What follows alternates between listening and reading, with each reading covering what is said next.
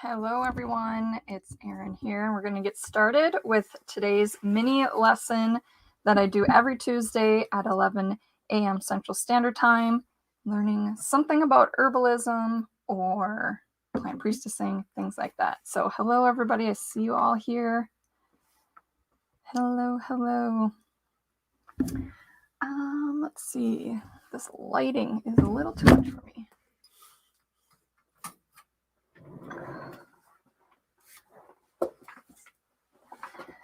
All right. It's like an airport here. Planes are landing. All right, got it. I don't feel like I'm so much light on my face. Actually, it still is. That's all right. All right, everyone. Today we're talking about maintaining momentum when we're learning herbalism, using herbs, anything along the lines of herbs, herbal remedies, and things like that. So if you're new to my page, and I know I have many new people on my Facebook page and in my Facebook group, hundreds of new people showing up. I am Erin LaFave. I'm an herbalist and plant priestess with Full Circle Herbals and author of the Learning Herbalism Workbook. So welcome to all the new people. I've had hundreds of people join in the last week or so. So just wanted to say who I am and why I'm here, teaching people about herbs, herbal remedies, and also connecting humans back to nature. And so I talk about nature-centered spirituality as well as plant priestessing. So thank you for joining me. Hello, Tony, Donna, Lynn, Patricia, Crystal. Nice to have you here. All right, so some of the things that I've done over the years to help me maintain momentum while learning about herbalism, about herbal remedies, herbal gardening, and all of the things herbal-wise. I mean, I've certainly had life be in the way at times. You know, I've had full-time jobs, maybe even a second job, side job. And, you know, I've had 2 little kids. I have currently, how old are they? 7 and 12. So as I learned herbalism, I certainly had lots of things going on as well. So I totally get that. And how did I maintain momentum? I'm going to share that with you here soon, and letting people get on here. So if you're listening to the podcast, which this will be turned into a podcast, you can also go on my fullcircleherbals.com website and watch me do this with a replay video as well, because that is where I put my replays. And I know people are watching on YouTube as well. So I'm streaming into multiple places and turning this into a podcast. Hello, everybody. Hello.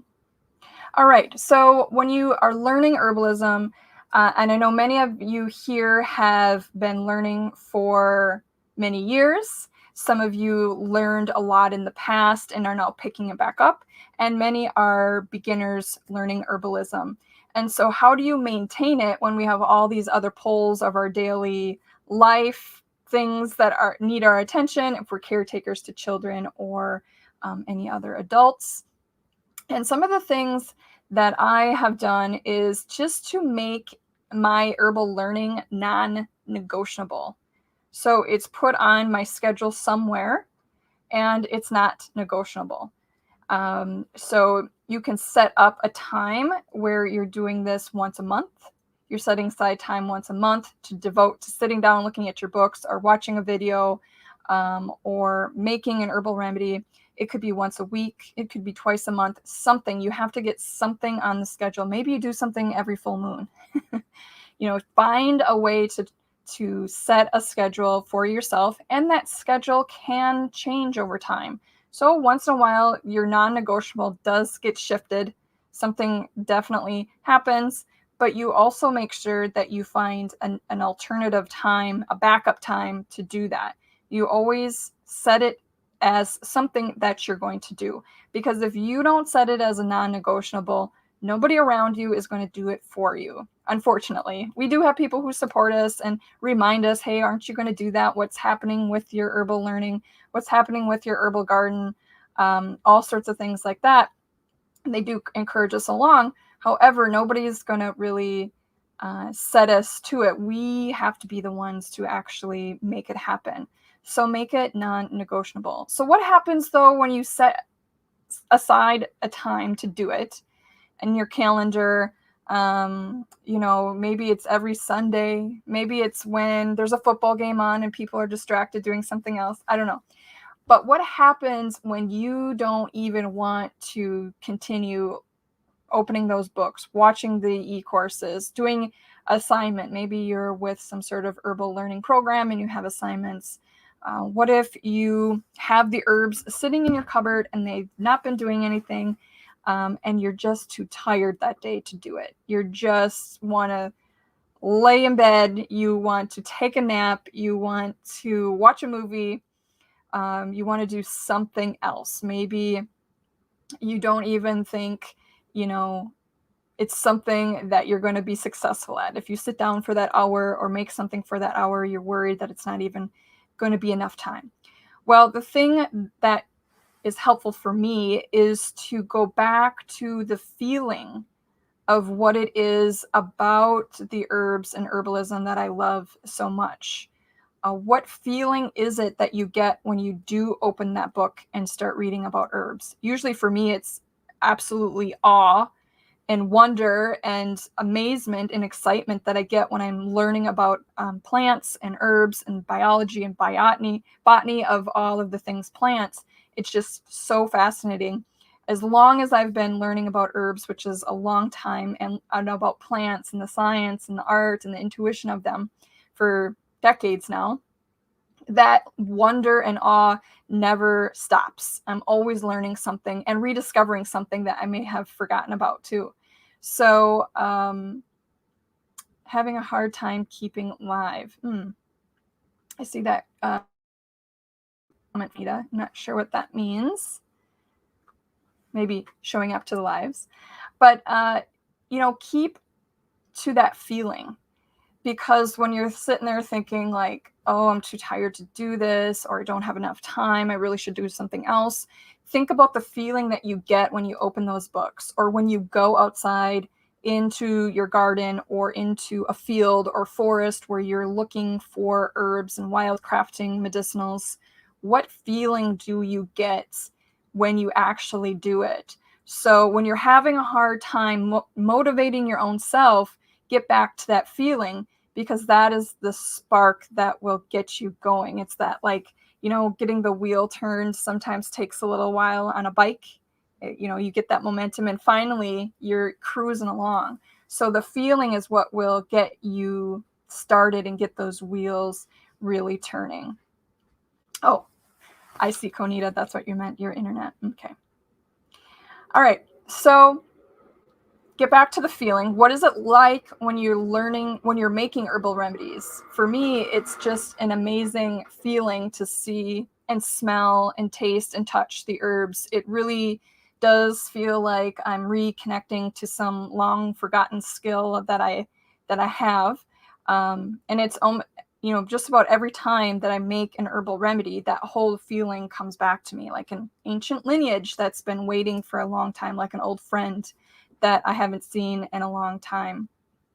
So get back to whatever feeling that you have when you're making remedies, learning about them, finding them in the wild, growing them, and using herbal remedies too. So if you're somebody who's not much of a maker or a grower, but you really love learning about them so you can use them, what is that feeling that you get when you do these activities? Because that is what really fuels us to continue, learning all the things that we need to. So the other thing I would say about maintaining momentum is make it fun. It doesn't have to feel hard and like it's a study process like you remember in school. Maybe you didn't like school or didn't have a good experience. Don't necessarily think about learning about herbal remedies as a school-like situation, as an instruction situation. Make it fun and like you're reacquainting yourself with those long forgotten friends, or a skill that really feels good to do. So really get back to that feeling of it. and so that it's fun for you. It doesn't have to be hard. It doesn't have to be long sessions of learning. It doesn't have to be long walks. It doesn't have to be a day-long process out in the forests and fields gathering medicinals. It can be small chunks of time that you find throughout the day, but make sure that you find ways to make it fun for you. Every time I sit down to do something, type something up at the computer or get my books open and start taking notes, I always have some sort of like herbal tea with me, or sometimes it's a hot chocolate. Today it's some Ticino herbal coffee substitute. I always have something with me so that it feels like a special occasion. I get out my favorite notebook or my favorite pen or pencil, sometimes markers or Sharpies or whatever it is. I make it fun for myself. And for me, I'm a big goal setter person. And so I'm going to show you one of the things that I like to use this is Leonie Dawson's workbook, the Goal Getter Life Workbook. She also has one for business as well. I don't think the 2021 versions are available right now, but the 2020 version is. And to be honest, like, they're all very helpful. She just changes them up a little bit every time. This one's a little bit a smaller size. But if you go I have an Amazon store, and look for those planners, like those, I've been using those for years, and they're super fun. They feel like, a kid workbook. Like, there's a little bit of tips in there that she gives. There's lots of places to write your own goals. They're very colorful. I like that. They're kind of whimsical. They're just really fun, and they've been around she's had them around for many, many years. So they've had different looks to them, but find some sort of way to put your non-negotiables down on paper, because the more that you write things out, the more likely you are to continue with that thing, that habit, that goal. In my Learning Herbalism workbook, same thing. I have a lot of ways to maintain momentum, feel like you're organized, help you feel less overwhelmed, because that's another thing about maintaining momentum, is that overwhelm that you have to learn every single herb right now, right this second. And that's not really the case. So when I was going through my Master Herbalism certificate, going through that process, that year-long learning phase, and had two little kids, I think my children were like 1 and 5 at the time, working full-time, got a promotion, super busy, super busy. I made it a non-negotiable in my life that I was going to learn these herbs and get through the Master Herbalism certificate. And one of the things I did was made ways for it to be fun, easy, organized, reduce my overwhelm. And I made these like little worksheet templates for myself. And that really helped gain momentum for me, helped me get through the learning process and organize the information in a way that I hadn't seen before when I was learning about herbalism. And I was looking for a workbook somewhere. Please, somebody, there must be a workbook to help me through this process. And so I basically put those sheets together and then realized other people might want to use them. And eventually the Learning Herbalism workbook came about. So people always ask me, where do I get the workbook? And you can put it in a search engine, Learning Herbalism Workbook, 2nd edition, and many different places offer to sell it. I also have it in my Amazon store that you can find in there too. So I have a printer who prints them for when they're ready. So print on demand. I don't usually ship them out from my house because that's just, I don't have time for that. So let me take a couple questions here.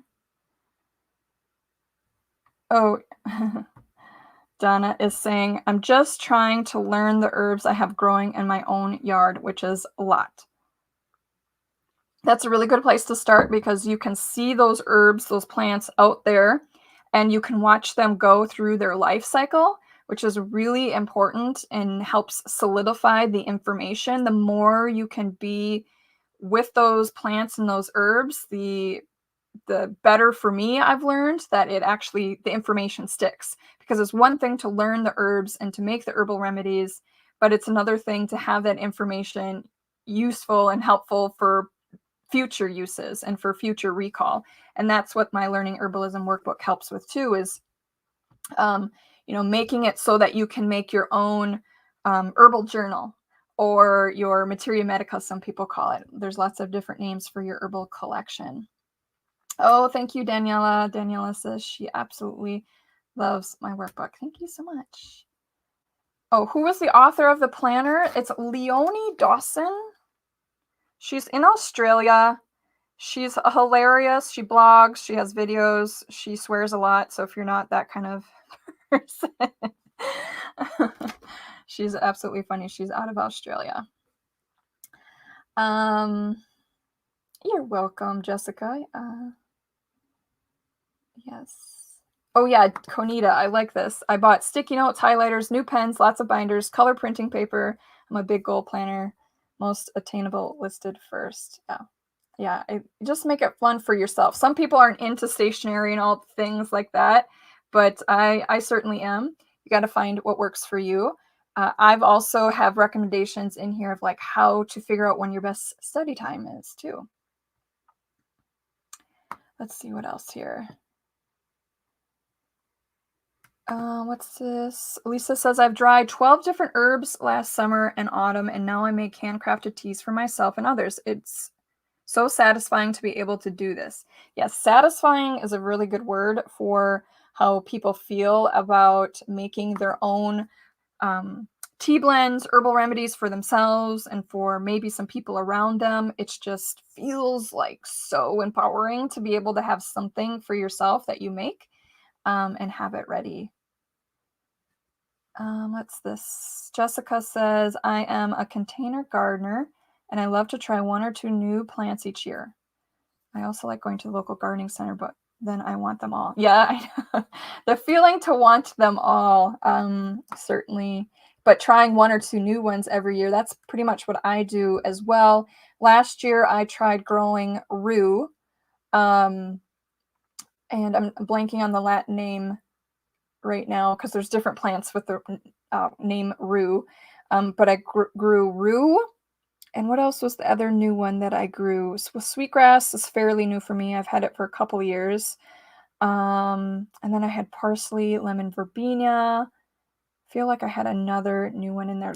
I think the most fun one that I ever grew was patchouli, but I don't always find that plant ready for purchasing, and I've never grown it from seed. Yeah. Let's see here. What else we got? And Angela says, it's easier when you are seeing the plants in your yard every day too, and remembering them. It certainly is. And learning what they smell like, how they look when they dry, if you're drying your own herbs, things like that. Yep. So what about lavender? Heather's asking about lavender. What specifically about lavender, Heather? Yeah. Okay, so I'm just grabbing some comments here. Lisa says, it's a long forgotten skill we have. We are remembering. And certainly we are remembering it. I do feel like in our DNA, in our genetic memory, there is this understanding of plants because we have evolved with plants, humans and plants. That's it. When we were evolving, the way we evolved, it was plants that we were using for food, for fiber, for shelter, and using trees for fuel. Once we learned fire, and then we probably moved on to meat afterwards. But it's been plants. We get everything from plants. Our oxygen, our shade. Weather patterns have to do with plant communities. We get our remedies, our even pharmaceuticals come from plants or have been inspired by plants. If you're a meat eater, the animals that you eat are eating plants and converting that into something that we use. So plants are really it. There's no way we've always been with them. Yeah. Carve out time for myself. Lynn is saying it's been the best thing I've done for myself. Yeah, I really have to just carve out some time because nobody else is going to do it.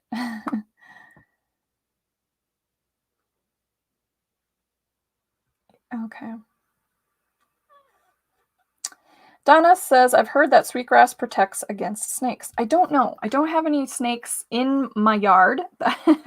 So I don't know if it protects from snakes, but that's an interesting, bit of information. So let's see here. We're almost finished. So yeah, I just wanted to give you some quick tips on how to maintain the momentum because for one, we get sidetracked with things in our lives. For two, many of us will think there's more, what else can I do? Maybe the house needs to be cleaned or maybe you should go do something else. There's always these shoulds of what we should go do. But really, if you want to learn herbal remedies, and be learning about herbs around you and the plants around you, you have to dedicate some time to doing it. It's a non-negotiable. Put it somewhere in your life. If you want other tips, the Learning Herbalism Workbook certainly has it. I'm doing a free workshop February 8th for 4 days. It's the Plant Priestess Exploration, where we talk about plant priestessing, what that all means. This theme for this workshop is awakening the plant priestess within. And so it's always a little bit different when I do the workshop. So for some of you who have already gone through the workshop, there's always something a little bit special that I do for each one. You can join the Facebook group Plant Priestess Exploration. That's the free Facebook group. But you can also watch it on my website, fullcircleherbals.com. There's a place that says Live with Erin. That's the page that you'll see when I do my workshop.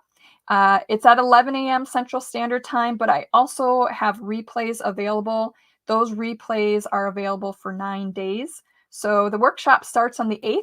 It goes for 4 days. On the 4th day, I announce 5 extra bonus days. Those 5 extra bonus days are always a little bit different. And I wait to show those, to announce what the bonuses are, because I'm just looking to see what the people showing up, what kind of questions they have and what kind of interests they have, and try to tailor it to specific things that are coming up. So the workshop's coming up, and I have my Learning Herbalism Workbook. So if you're interested in signing up, we'll put the link somewhere, wherever it is that you're watching, whether it's YouTube or Facebook, wherever it is, we will show you that. You can also go to my website and look up Plant Priestess Exploration, and you'll see how to sign up through email reminders and things like that. So thanks so much for watching. If you enjoyed anything that I said, please feel free to share this if there's somebody you know may be interested. So take care, everybody, and I'll see you next week.